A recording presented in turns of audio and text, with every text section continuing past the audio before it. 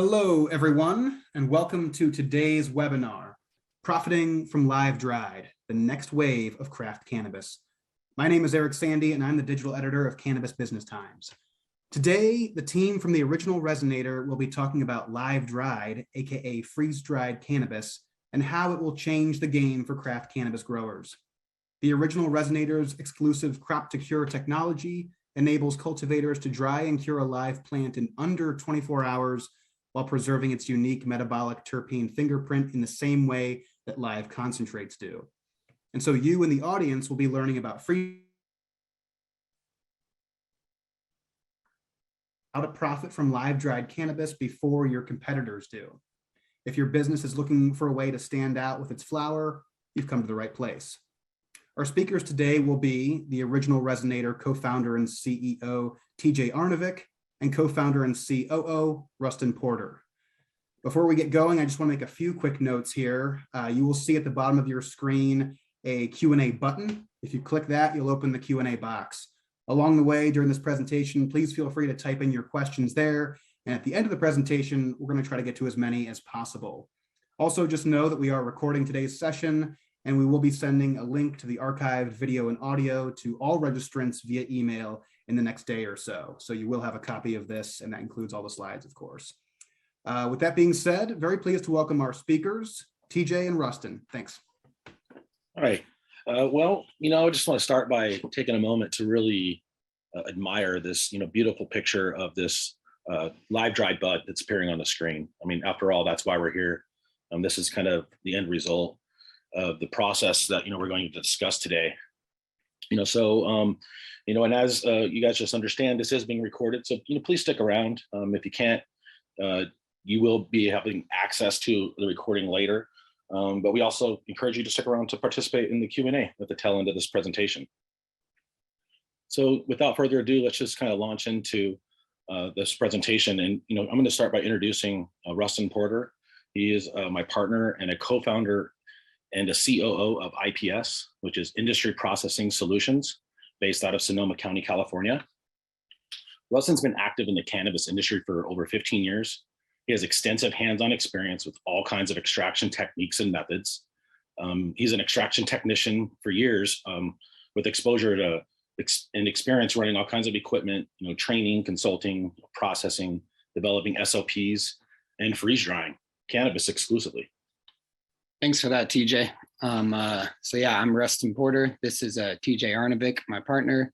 He's the founder and CEO of the original Resinator and IPS. He's been pioneering trimming and extraction technology, helped to shape the way the industry processes its biomass. He's a longtime industry advocate and cultivator, in addition to being an inventor. Yeah, thanks for that, Russ. Let's get right into just kind of the agenda and some of the items that we're going to be covering today. We're going to deep dive into a number of these topics, starting with what is live dried. And then we're going to go into trichome preservation and some of the ins and outs around understanding what exactly that means. And then lyophilization explained, which is a fancy word for freeze drying. Then we're going to go into utilizing your fresh frozen product, specifically to the live dried application. And then we're finally going to discuss how to maximize your profits. I mean, after all, that's why we're here. And then followed with the Q&A at the tail end of the presentation.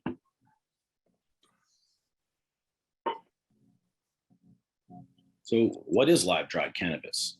Well, live dried, by definition, is cannabis that's been freshly harvested, cryo trimmed, cold stored, and then dried and cured in a freeze dryer. So kind of think of live dried like a live rosin or live resin, right? Your live dried is going to be the premium SKU for flower on the dispensary shelves, just like your live rosin and live resin is the premium SKU for extracts. So it's going to be a great product for that brand recognition. It's got a lot of different benefits. Yes, we got a little feedback there. Yeah. All right. Well, getting into the actual definition of live dried, why do we call it that? Live dried is an accurate description of the preparation of what we're doing, the presentation, and what the product actually is. One of the things that we like to refer to in live dried, is does it pass what we refer to as the 5S test? And you're likely wondering, what is the 5S test? Well, it's fairly simple. We have sight, smell, smoke. Then we have the scopes and the science. I mean, we all want to, first thing we do is that bag appeal, right? That's the sight. And then, you pop the bag open and you have the smell. And it's got to have that nose on it, that terpene profile. Otherwise, it isn't as attractive, right? And then, how does it smoke? Ultimately becomes the tester. But even passing those 3 S's, it's still anecdotal, because in this industry, we are scrutinized, and especially with the level of what consumers are looking for on shelves at dispensaries. And that's where those other 2 S's come in. Further than the microscopes, where we can actually get under the scope and see the trichome heads fully intact.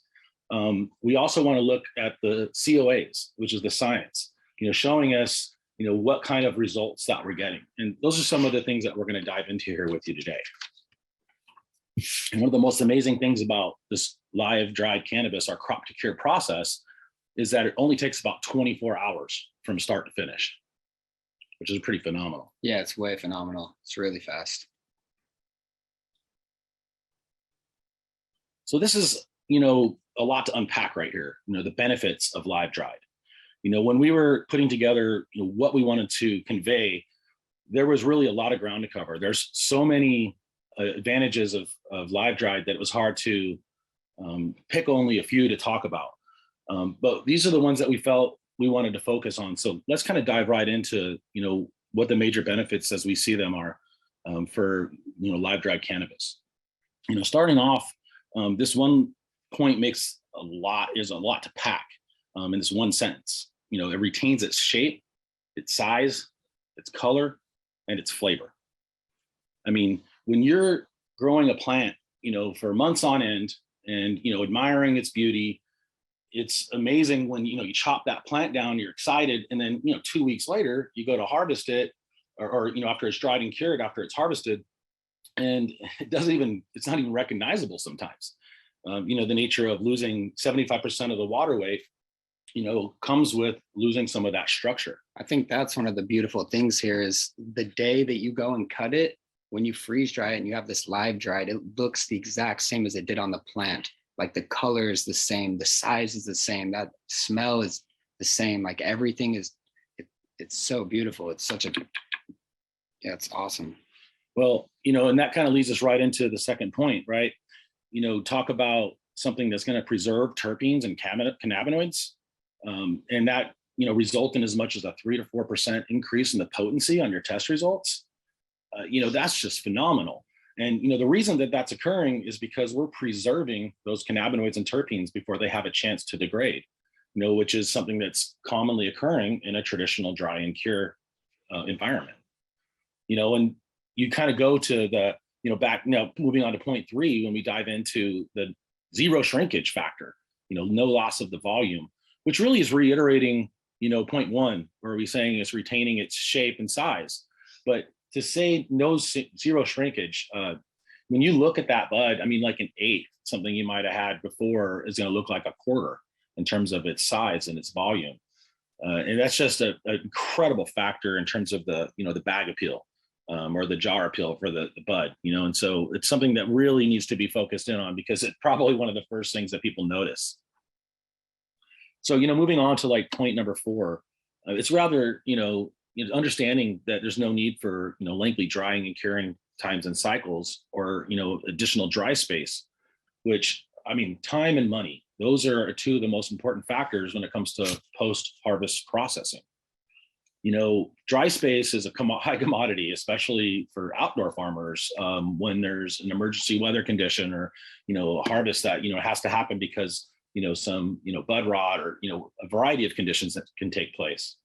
And you consider dry space on an indoor environment, well, real estate isn't cheap. And so to be able to maximize some of those, the benefits of live dried by being able to not be restricted to the dry space access or, the expenses associated with dry space indoors really kind of, tells the story in and of itself. I think another cool thing too about freeze drying is instead of like cutting down your whole harvest and not like just doing it the traditional way. When you're storing it as fresh frozen and you're freeze drying it, you can literally store this stuff for up to a year and then just freeze dry it to order. So your consumer is getting the freshest possible product each time. Like you do it to order, you sell it, and then it's sitting on ice. So that's another really cool benefit, is it's not sitting there deteriorating in bins and in storage.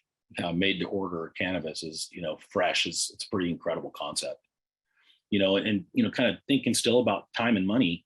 Well, how about being able to, harvest a plant and take it to market in a fraction of the time that it traditionally takes?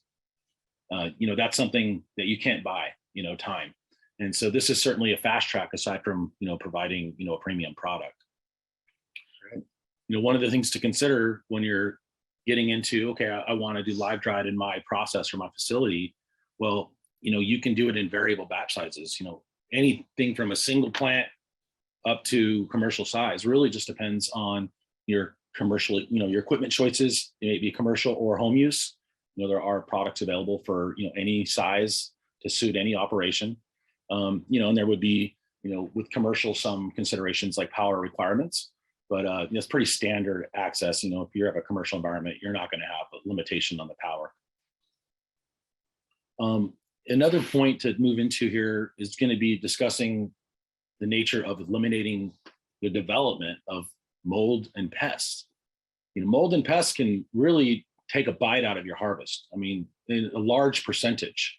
In that regard, when you take a plant that's already developing some mold, like botrytis, which we all know is airborne, it can start isolated on a small portion of the bud, but being that it's airborne, it can, spread throughout your hanging harvest and, really do some damage. And the same goes for the likes of something like a mite. Even though we might think we've found the problem and isolated, the bugs or pests from the scene, you go hang and dry, and they continue to grow and infest your harvest. So to be able to take that plant and, stop those conditions in their tracks, first off with fresh frozen, putting it into deep vacuum with those frozen conditions, it literally eliminates the development of any further mold and pests, which quantifies to, a percentage count that, pending what you have experienced as a grower, if you've had that experience, I mean, how painful it is to absorb that loss. And so this is just something that really lets us maximize our efforts and, hedge our bets on, getting the results that we intended to. Right, mitigate those losses. And really, this final point, I mean, that's the star of the show. I mean, to create a truly differentiated and genuinely premium product of a live smokable flower. I mean, that's just something that's unheard of. So we're really excited about being able to usher this into the industry and share our experience and results. And having another live SKU, that's going to be great. Sometimes seeing is believing. Well, let's progress here. We're going to try to move right on into the next phase here, following up on the COAs we were discussing earlier. Here you're seeing a side-by-side of the same bud. This is the same strain that was harvested by the same farmer on the same day from the same plant. And, just showing that it's not anecdotal, if you focus in on the total cannabinoids, here with the traditional flower, we ended up with the 15.8%. And if you draft right on over to the live dried, you can see the same result, 20.26. I mean, that's substantial. I'm sure this wasn't the highest example we had available, but this is a great indicator of what we see across the board with the R&D that we have been doing. And you can see a slight color differentiation as well in terms of how much more palatable and pretty. And in person, the pictures don't necessarily do it justice. We all know what traditional dried bud can come out look like, and this live dried is just something that's exceptional. I mean, it literally looks like it did on the plant. It almost makes your outdoors look like depths and your depths look like indoors. And if you're freeze drying and doing live dried with your indoors, it looks like weed from space. Like it's like that. So, to kind of back that up, we wanted to demonstrate some pictures of some trichomes, intact under microscopes. I mean, these are 3 different, buds, and it's not the most high resolution photo, but it really helps to tell the story, right? And so you kind of dive in a little bit deeper. This is just focusing in on saying, hey, these trichomes are remaining intact, whole body trichomes. Through that whole process too, like this nug right here, it went through a cryo trim and then went through the lyophilization process. So it's a good picture to show you that all those heads are still there through this process. Yeah, we like trichomes. We love trichome heads. Let's get into, what is lyophilization? Lyophilization can be really explained in 3 easy stages, freezing, sublimation, and desorption. You might ask, well, what is that? Seems like some fancy terms. Don't be overwhelmed by these graphs. I mean, this is just a way of trying to tell a story, with a science-backed analysis. And so let's get right into what it is that we're looking at. If you look at the top of this diagram, you can see that we have 3 stages: the freezing stage, the primary drying stage, and the secondary drying stage. So let's start with the freezing stage, where you look at the top where we see atmospheric pressure. Whereas when you move into the primary drying, you see the high vacuum. So when we're in the freezing stage, and you can refer to this graph here, the green line is kind of indicating where the shelf temperature started at, and then it goes into a deep freeze. And that red line is the product temperature. You can see it following the route of the shelf temp. And then at the point where the product is frozen through to its core, it begins to go under high vacuum, which is where heat starts getting applied in combination with the cooling. And at some point throughout the primary drying stage, kind of closer to the end, where you see the product temperature starts to align with the shelf temperature, that's when it's getting into its secondary drying stage and the desorption starts to actually occur. I think something to add here, we'll talk about this a little bit more later, is the delta. And that's when your shelf temp, so say we start at negative 25 degrees here, and as soon as we raise that shelf temp to say 20 degrees or 40 degrees, that's your delta, and that's what's creating the sublimation. Now, the bigger your delta, the more sublimation that occurs. So this is a great place to show you guys that, and we'll jump into that a little bit later too. Yeah, so, kind of further elaborating into what it is that sublimation is, this here is the sublimation curve. And so what we're really looking at is, the basic explanation of sublimation is when a solid turns into a vapor without passing through the liquid phase. Sublimation is a fancy word to some degree if you don't understand it, but I mean, we all know what dry ice is. Dry ice sublimates. It doesn't melt. Ice melts. Ice is also known as evaporation. And so when we traditionally dry and cure, we're just using that same principle. The water is evaporating. With freeze drying, all we're doing is removing the water via sublimation. And that's what we're looking at here. It's just the sublimation curve. And so basically you're just trying to aim, like, through this process, we're trying to stay as close to that sublimation curve in the vapor zone so that we're never in a liquid, but we're not in the solid. Yeah. Well, let's kind of move right on into the basic components of freeze drying equipment, right? It starts out with there's a condenser in a freeze dryer. Every refrigerator has a condenser, and that's just what helps us to freeze the chamber. Additionally, there's going to be a vacuum pump that's installed, which is what allows us to control the vacuum pressure within the chamber. Of course, there's the drying chamber itself, which is where the trays are going to be located. And on those shelves there's generally, depending on the style of freeze dryer, they're going to be heated. And that heat is what induces the primary and secondary drying cycles. Now, what's important to remember is that we are going to need programmability so we can run the custom cycles that we want for the recipe to achieve the desired result. Like, basically, so this will kind of dive back into the delta here and what's going on. Like, the faster you raise your shelf temps, the bigger your delta is. Now, if you raise your shelf temps too fast, or if you don't have the programmability that you need on your freeze dryer, like say with the pharmaceuticals or the home units, what happens is that sublimation, you create so much of it because you ramped your heat, your shelf temps too fast, and it creates pressure, and you start to go from your vapor in the chamber, and you can have melt back and go into like a liquid state. So it's important to have a freeze dryer where we can stage the shelf temp so that we don't create too much sublimation at one time. Yeah, another way is, articulating that is a lot of folks have these home and pharmaceutical model freeze dryers. They're really popular for making hash. They're very affordable. They have a great price point. That'd be wonderful to be able to utilize those in this process. Unfortunately, they do not have the programmability required in order to achieve this result. There's really three distinct things that you need to have control over in order to freeze dry cannabis. One of them is the time that you're running a stage. Two is the temperature over those various stages associated with the time. And three is that vacuum pressure. And that's really important because if you don't have control over the vacuum pressure, we start to volatilize terpenes. And what that means is, okay, when you pull out a home or a pharmaceutical unit, for example, you really have control over three set points: the shelf temp, the dry time, and the freeze time. Now, if you were to go ahead and that's it, you don't have that same control over, as many as 6 different stages. And that's what's critical, is to have that kind of programmability.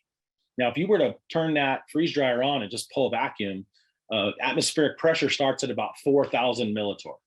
And once it's under deep vacuum, it's going to draw down to almost 150 millitorr. Well, that's a pretty dramatic drop. And that's great for sublimation, but not for cannabis buds.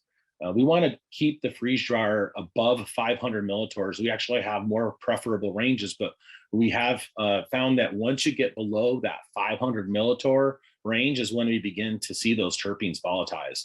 And that's just a traumatic event to have your flower come out without any kind of terpene profile.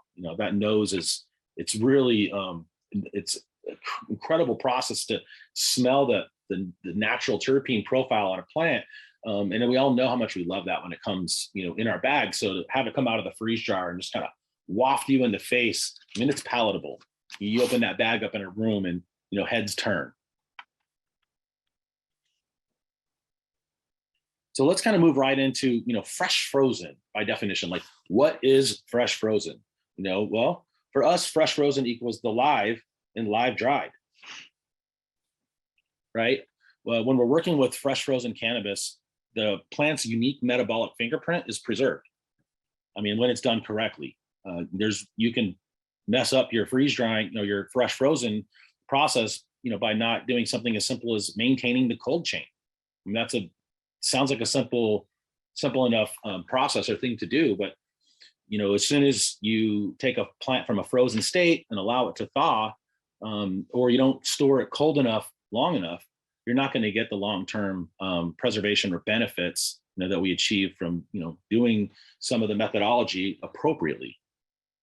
It's really important to understand with fresh frozen is that we're no longer limited to the traditional applications like live resin, which is a hydrocarbon extraction, or live bubble, which is very popular in solventless applications, particularly when making rosin. Live bubble often converts to live rosin. And so to have a completely new use case with live dried to make smokable cannabis flowers is somewhat of a revolutionary experience.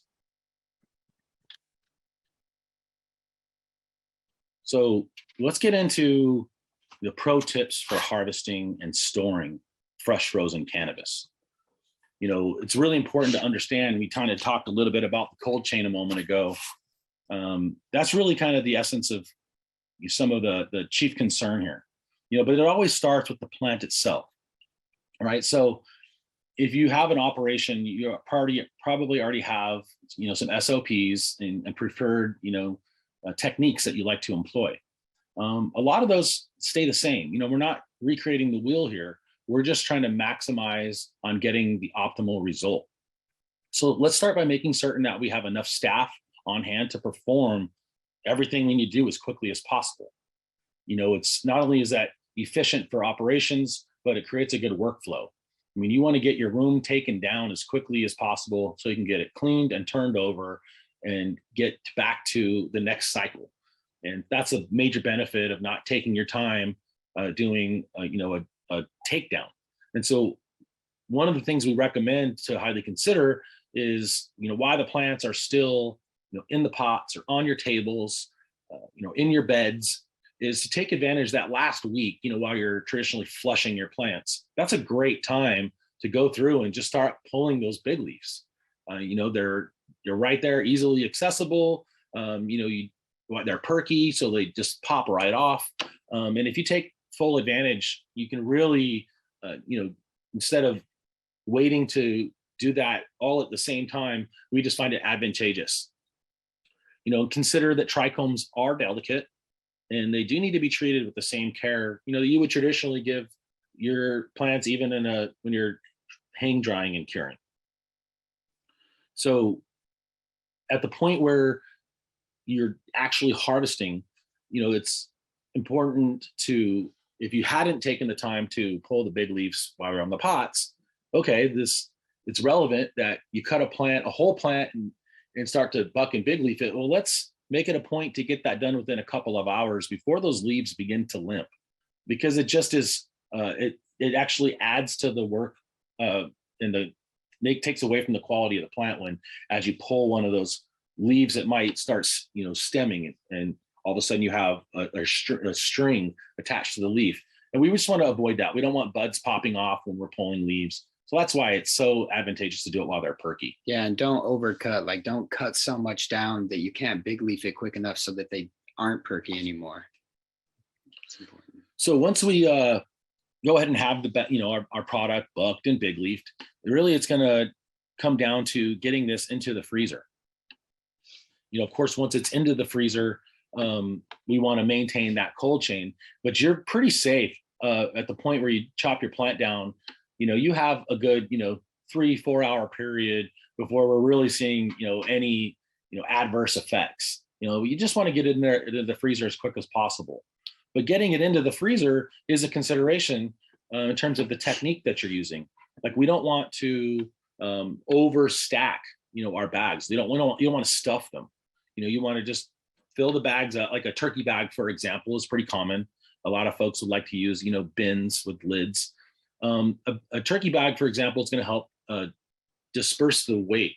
Of course, you wouldn't want to stack multiple bags on top of each other, because that weight begins to press on those bags, and we don't want flat spots on our buds. So it's a little bit different than the fresh frozen that people are using for their bubble hash. Some people will stuff totes and they'll put like 5-10 pounds in there, or they'll have it in big freezer bags. Or it's good not to overstuff it, and it's good to maybe let it freeze before you start stacking other stuff on it, so the flower actually looks really pretty when it's going through the process and not having these flat spots. And when you go to break it up to put it through your cryo trim and then the lyophilization process, it's important that it's not packed in there so tight, and not so that when you break it up, if you've got sativas with these foxtails, that those aren't busting up, and you can lightly just kind of break it up and put it through the process, and it looks like it did on the plant without any damage. So and you just really brought it back a good point regarding why we pull those big leaves out.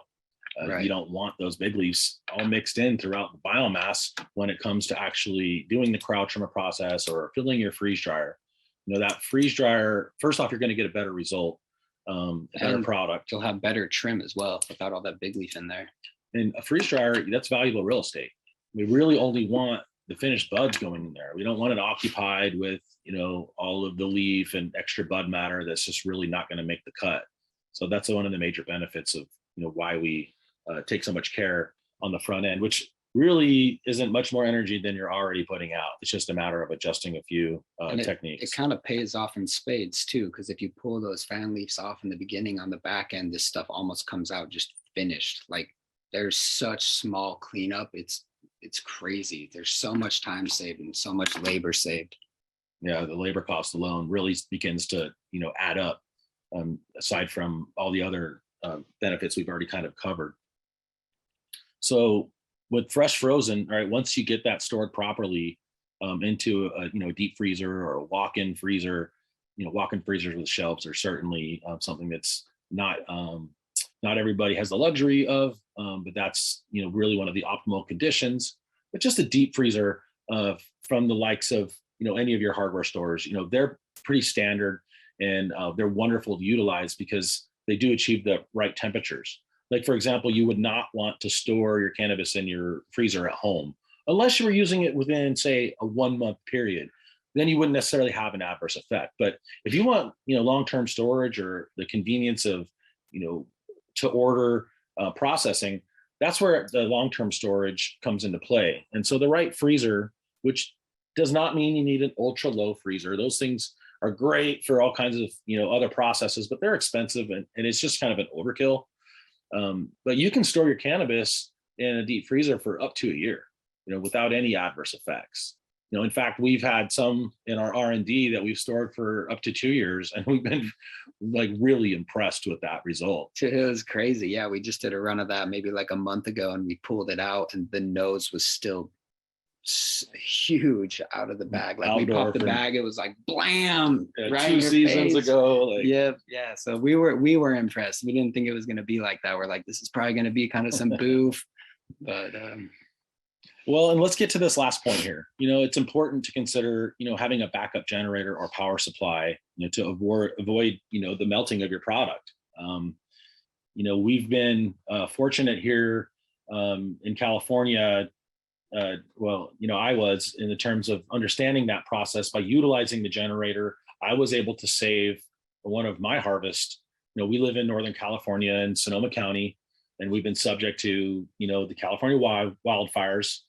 And we had, a couple years back, we were subject to extreme power outages. I was fortunate that I was able to fire up my generator and hook up all my food storage and my cannabis storage, and basically keep it on ice so that I didn't have to worry when that everybody else was suffering. At least I knew my cannabis was safe.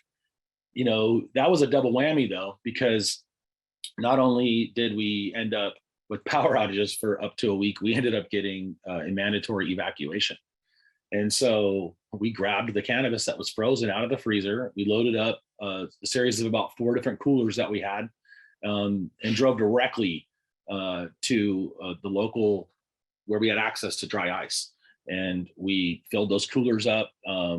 And I only had to refill that dry ice maybe one time over the course of like a 5-day period. But when we came back home, we brought our cannabis with us and put it back in the deep freezer. And, I continued to process it throughout the year. And so it's just really important to keep that into mind, because, the first time that occurs, you would be really sorry if you didn't have the preparations. Or the backup generator. Yeah, totally. Let's move on to the next slide here. This is kind of getting into the meat and potatoes of, live dried production. Really, we wanted to make this simple and not seem overwhelming, because it isn't. Like anything, you have to learn techniques and processes with any practice. Well, freeze drying is no different. So to break it down into 5 different stages, we have them listed here as, harvest and freeze, cryo trim process, the freeze dry process. There's a post-harvest process or post-freeze dry process, and then prepping for sale. So I just wanted to hit this right on the head while this picture is up right here. This first one with the turkey bags and the product in the freezer. That's a great way to store it. It's not too much product in there. When you break it up, it's not going to damage your product. So that's a good reference point. Yeah. Okay. Well, let's dive right into that. So, the first step is the harvest and freeze. All right. We prepare the plants by just bucking in big leaf, loosely packing the flowers, store in a deep freezer, ultimately until they're ready to be processed, which we like to use our cryo trim process, right? So kind of diving right into cryo trimming, that's really one of the things that had us pursue or pioneer, I should even say, this methodology to try to create a solution to something that we had experienced when doing a wet cryo trim. Cryo trim dry doesn't have adverse effects.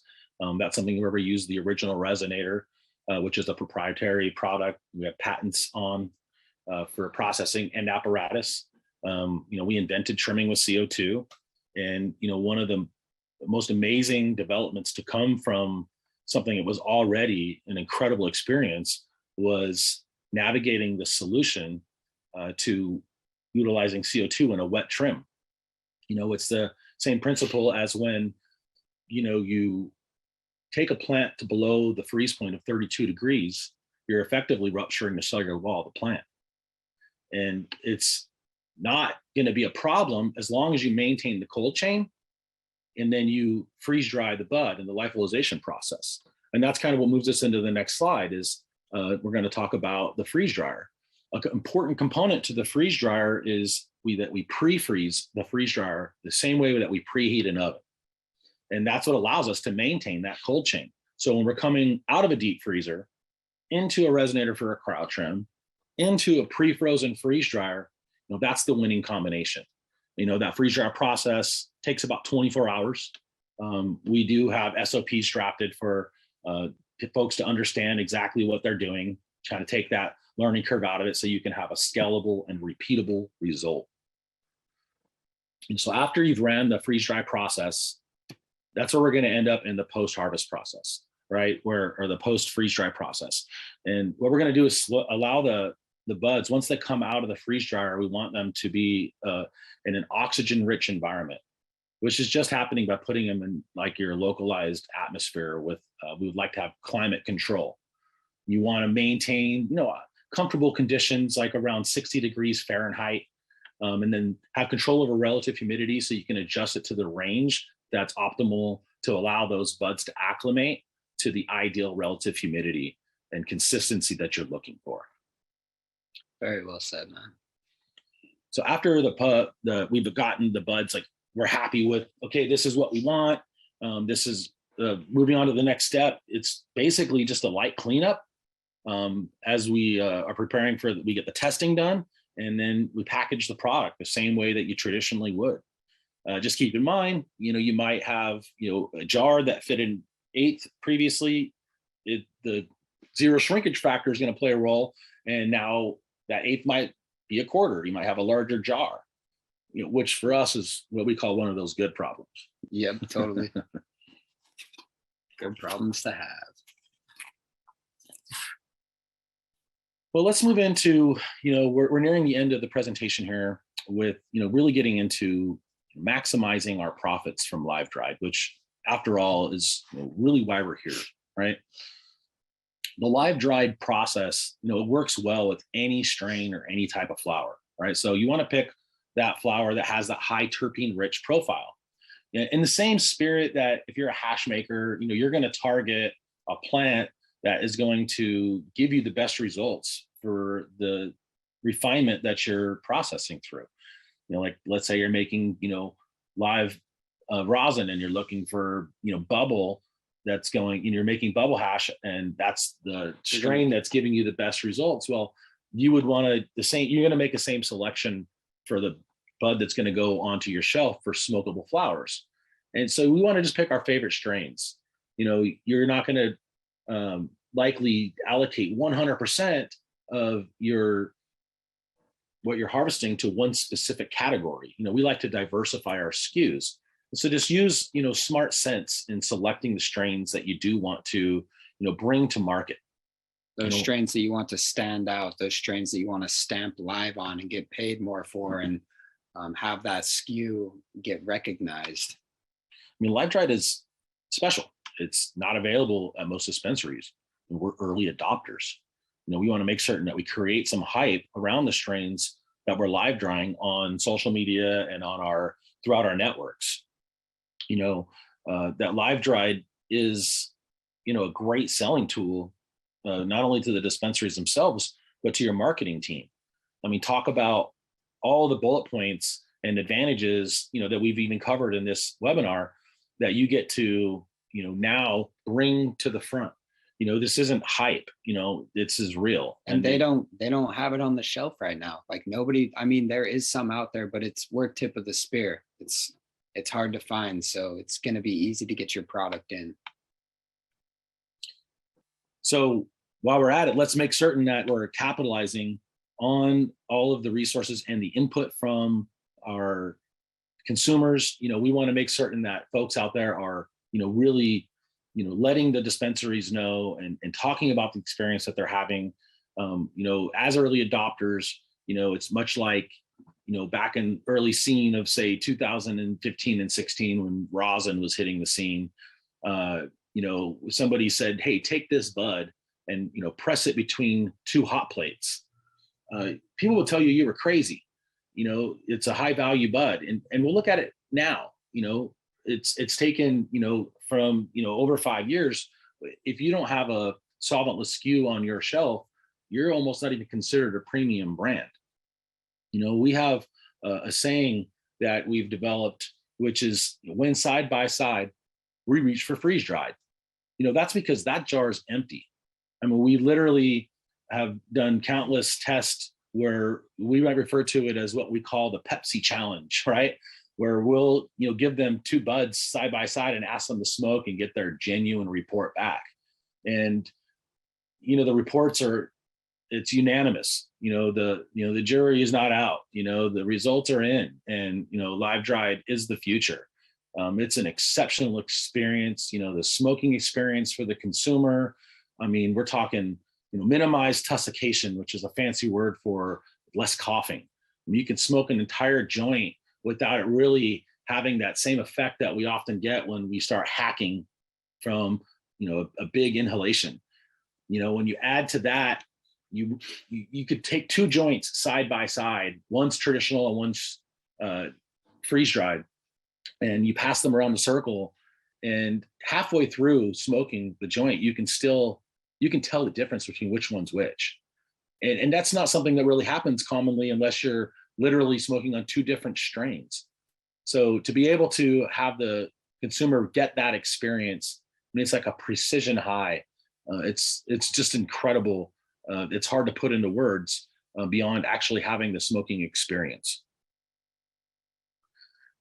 So, one of the final points here on maximizing profits and to be cognizant of is, we are making this incredible whole bodied trim. There's no scissor or blade through our process that's touched the product. So there's no chlorophylls and plant particulates all spread out throughout your live trim. And so that makes for, better extracts, it makes for better secondary refinements and pre-rolls. Well, and instead of actually having, your traditionally dried and cured trim, now you have live trim, and you have that premium live product that you can throw into live bubble or live resin. Like it's a whole nother SKU as well. So let's go ahead and just kind of close here with just kind of pointing out that, in our opinion, this is a historic moment in cannabis evolution. Taking a live plant from crop to cure in under 24 hours is really nothing short of unbelievable. There's that kind of concludes us, brings us to the end of our presentation. And so what we want to do is just kind of open up the floor. Please keep in mind, there's no such thing as a dumb question. So, please feel free to speak up, chime in. That's why we're here. Others are probably thinking the same thing you are and would love to hear an answer. So I think without kind of delaying, let's open up the floor and, see what questions you guys might have so we can begin to field them for you. Fantastic. Well, TJ and Ruston, thanks for that presentation. A lot of great material there. I know we got a few versions of this classic question about whether this presentation will be shared with everyone. So just to reiterate, we will be emailing a copy of this to everybody, the full video and audio in the coming days. So you will have a copy of this. To begin the Q&A, and again, the Q&A button's at the bottom of your screen. We had a few questions about just the cryo trim in general. And I know you touched on it for a little bit there, TJ. Could you elaborate on what the cryo trim process looks like and what kind of material you're working with in that process? Yeah, certainly. The cryo trim process really is simple as bucking and big leafing your flowers. As we said, we like to utilize the methodology where we put it into the deep freezer, and then on command or demand, we can pull that out. And we load it directly into the Resinator. And this is important back to that cold chain component, because we want to work quick, have the equipment ready, but we'll go directly from the deep freezer into the Resinator. What we're doing is we're injecting liquid CO2 into the center of our rotating drum. What that's doing is getting the exterior of the leaves just brittle enough to fracture and fall from the flower. We're not shaping or contouring the bud. It goes with the rise and the fall of the flower. It's probably the only machine we've ever heard or seen of out there where people actually refer to it as better than a hand trim. I think another cool thing is your sativas that have those foxtails, since there's no blade, those don't get beat up. So that's really unique about it. Our attrition rates are really good, and we don't have what I call like kibbling through a cryo trim, where like bladed trimmers, often break your buds down into smaller pieces. So it kind of keeps, your bigger nubs big. We want to maintain those A to B bud ratios. Totally. It's important. Excellent. Just to set a baseline here too, could you just briefly discuss what the dry and cure timeline looks like without this technology, meaning how much time a grower might be saving overall? That is a great question. When we traditionally dry and cure, kind of a general rule of thumb is a week of dry time, a week of cure time. And so if you're able to get something through the process in 2 weeks, that's pretty good. Sometimes folks take a little bit longer. Folks even like to do longer and colder storage, cold cures. And, you can go from 18 to 30 days, but a couple of weeks is pretty standard. So we're even at the quickest pace. So to take something from a 2-week period to a 24-hour period is rather substantial. Absolutely. Could you discuss shelf life once we're after this, we're through this process and it may be in the hands of the dispensary? What does the shelf life look like at that point? So when stored properly, we can store cannabis for up to a year. One issue we do kind of find, like say with deli style in a dispensary, that would be a consideration because the nature of things oxidize when they're exposed to the air. And so we would, as long as you have a quick turnover and we would steer away from deli style unless we have a high volume, in which case that's not really a problem. But if you're doing long-term storage, up to over a year. I think that brings back the other point that it's kind of nice to just keep it in the freezer and freeze dry it on demand for the dispensaries and maybe have them buy it in smaller amounts so that it's, staying fresher on the shelf. Yeah, because customers do respond to those dates. Right. And it's unfortunate that they do because the nature of compliance restricts how quickly we can get to market. And so this has definitely given us a competitive advantage. Certainly. Could you talk a bit about quantity and or throughput at one time in one machine? Yeah, certainly. Really, that's going to depend upon the machine that's selected. We have models that are accessible for even a home user. Really popular models are these, bundle deals, which include really everything that you need to go through this entire process, for, say a $20,000 entry point, which considering when you get into a commercial applications where you might want to process, and those smaller units are going to be able to do, about 4 pounds wet, which when you lose on average 75% of the water weight, equates to about 1 pound finished or dried per 24 hours in a single unit. And those can be scaled out. If you think about it like, Silicon Valley and servers, they stack them on racks. And there's a reason why they don't have a supercomputer. If one thing goes down, there's, the redundancy allows for the nature of your operation to have, the security that it wants, that if something goes down, you're still up and running. Whereas if you pivot and you want to go into commercial equipment, those, you're talking about 6-figure entry points. But, now you can process as much as, 100 pounds every 24 hours. That could be wet weight or, stacking those units. So really it's just about what your budget look like and what is your throughput requirement in terms of your commitment to, how much live drive you want on the shelf. Certainly. I know earlier in the presentation, you had flagged the 3 to 4% increase in potency, and we had a handful of questions about this. Just wondering if you could maybe elaborate on that and how that relates to THC specifically versus, terpene content specifically. Well, the cannabinoid percentage rate as well as the terpenes are obviously two different recordings. And really just what's happening, it's not like we're activating cannabinoids, right? We're preserving them. They're just not degrading as they do when they traditionally dry and hang. Or the terpenes aren't volatilizing. Yeah, so it's just the nature of getting the most out of the plant. We're basically freezing it in time. From the time you cut it, as soon as you get it in the freezer, that's what state it's in. Excellent. I got a couple questions here just relating to sort of that fresh frozen stage. Could you maybe provide either a range of temperatures or provide a good temperature benchmark for that storage phase? -20 is a good temperature. Mm-hmm. I mean, and people that have colder storage at like -60, that's fine too. Is there any long-term risk of freezer burn or anything like that? No, the thing is, when you're storing cannabis, that's a good question, actually. We in our R&D, we try to do what others are going to do. And we've had great results just storing things inside of turkey bags. Now, naturally, if you're really planning on long-term storage, we would recommend, getting a vacuum sealer out. Don't use the vacuum feature, just the seal feature. But if we can mitigate the exposure to oxygen, that's the primary enemy in cold storage. That and not having your temperatures as cold. Like we kind of mentioned earlier, like a traditional refrigerator, those freezers are, roughly 30 degrees.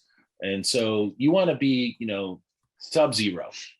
That's really the core component here. As long as you have that type of temperature, you're really going to get long-term storage. Excellent. And I believe you touched on this earlier. You were describing, again, those turkey bags and different storage methods. Someone did ask about, with the proper freezer, would they be able to use trays with slots? Oh, yeah. Yeah. Absolutely. Like a walk-in freezer sounds like that kind of application. And certainly. And then any transportation considerations, during this process or certainly after the cold storage, anything to keep in mind when moving from point A to point B? No, I think that's just a good general rule of thumb, like, store stuff in cool, dry place, right? And cool, dry, and dark. That's after it's already been processed, right? Yeah. So, when you're storing it, per se, the cold chain, that's probably the primary consideration, is when we're doing the cold chain. We definitely, like for transportation, you would want to, if you're going from the mountain to a facility, for example, and you don't have a freezer truck, then you would want a cooler and some dry ice. So once you go frozen, you can maintain that temperature. After the product's already come out of the freeze dryer, it's stabilized. So you can treat the cannabis the same way you would your traditionally dried and cured. Gotcha.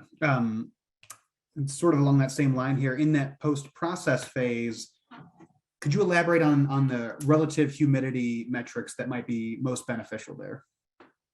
Yeah. Okay. So post-processing, we like to target, 8 to 10%. I mean, that's the ideal relative humidity range, at least when we're, processing and packaging. If you get up and over 9% in packaging, that's where you're susceptible to, mold issues.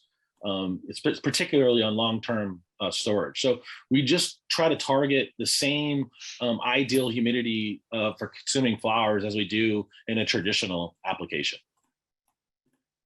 Mm-hmm. I know the phrase zero shrinkage came up earlier. Could you just describe the relationship of density and weight and whether this ultimately changes the weight of a final product? No, the weight doesn't change. You're just removing the water and the density is still there. It is a little bit bigger and it is a little bit of a different texture. But you're not going to lose more weight by doing live dried than traditionally dried. It's sixes. It's the same, but the size is bigger. So it doesn't mean you get more weight, but it just didn't shrink. You just removed the water and kept the shape.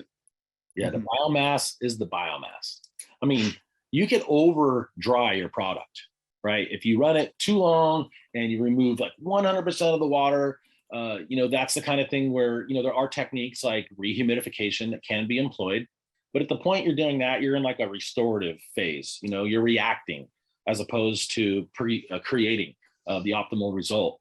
And so, as we all know, the variation in the relative humidity of the flower, that can play a small role in the actual final weight.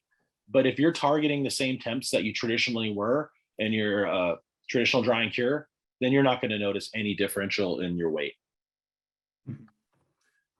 Is there a risk of losing terpenes or terpene content in general during sublimation? In our experience, that's a no. We definitely haven't had, not if done correctly.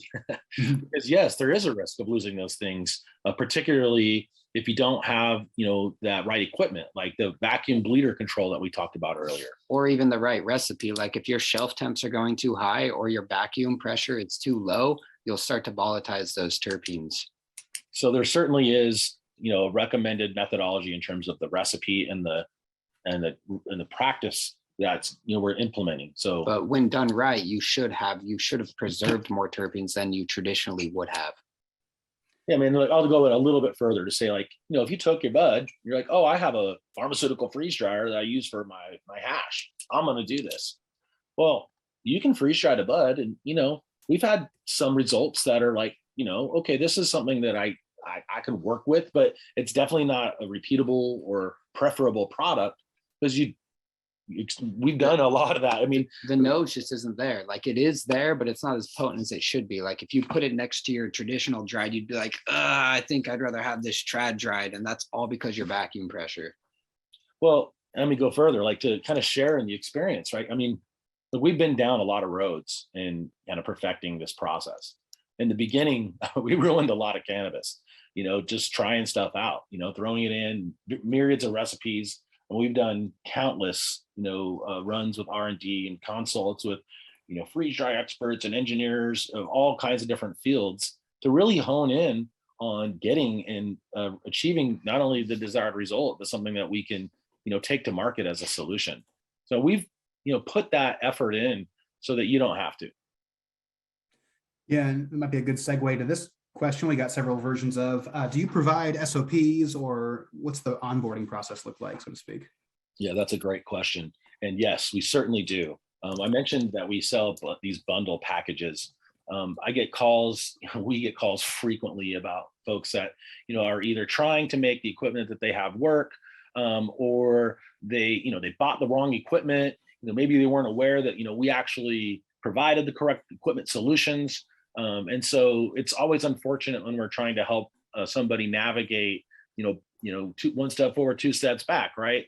We're trying to get them the right equipment. So that's one of the reasons that we really tailored to that experience with creating these bundles so that you can get a plug and play setup, out the box. And yes, that includes not only an extensive SOP with a play-by-play explanation on exactly what the process is, but also we are able to provide with each one of those packages, we include a 2-hour consult with industry processing solutions, so that it's a remote consult that somebody can get on the phone with, and we can help them navigate through any additional questions they might have if that SOP provided doesn't.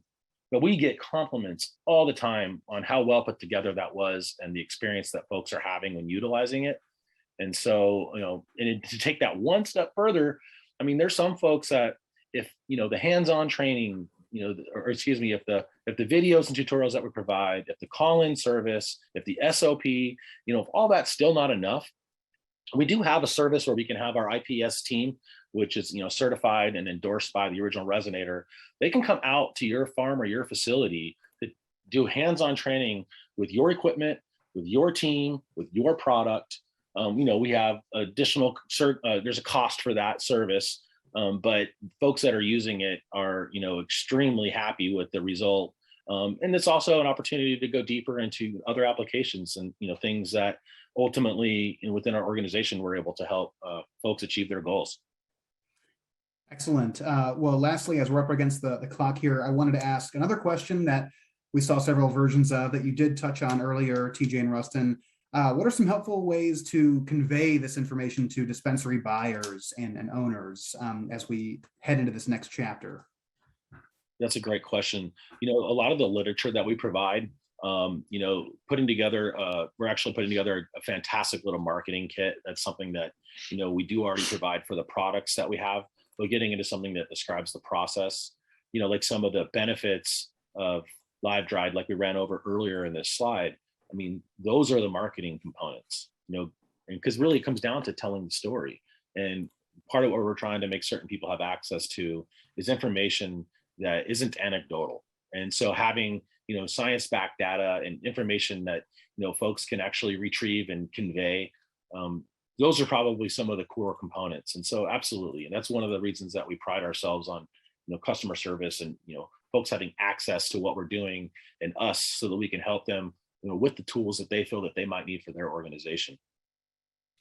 Fantastic. Well, I do want to note that there were plenty of questions we didn't get to, but we'll make sure that the audience members out there get connected with the original Resinator team. We'll be passing along information and the questions left on the table. I do want, of course, thank the audience for being here. It's a great turnout. Very appreciative of everyone taking the time to join us today. And lastly, of course, I want to thank TJ and Ruston and the whole original Resinator team for sharing this information. This was a fantastic presentation today, guys. It was our pleasure. Thank you for having us. Yeah, thanks for having us, man. It was awesome. And thank you everybody for coming and attending. We appreciate it. We look forward to continuing to further the education. You know, we often say innovation requires education. And so that's why we're here. So let's continue innovating, but let's also really enjoy this incredible live dried experience. We know you're going to love it. Yep. Absolutely. Yeah. Thanks so much, guys. Have a great day, everybody. All right, later. Bye.